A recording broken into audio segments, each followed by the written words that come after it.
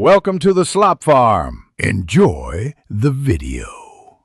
Preheat the oven and roast 5 kg chicken bones at 220 degrees C, 425 degrees F, for about 25 minutes to develop rich caramelized flavor. Roast until edges are golden brown and some marrow begins to brown.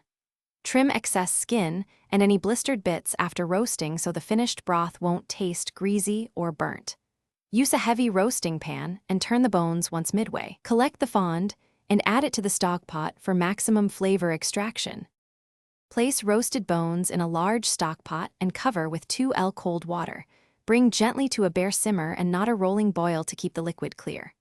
Add 1 large onion halved, 1 carrot roughly chopped, 1 stalk celery, 1 tsb turmeric, 3 green cardamom pods slightly crushed, 1 bay leaf, and a 1-inch slice of ginger to introduce Indian aromatics without overpowering.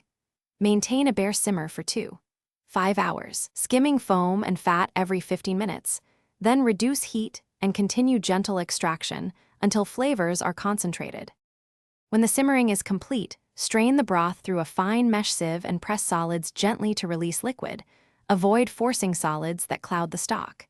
If you want a concentrated stock, return the strained liquid to the pot and reduce to about 1-2L over medium heat. This yields a richer body for gravies and curries.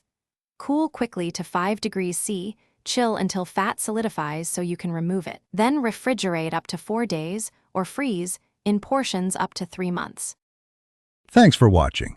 Consider subscribing if we helped you today.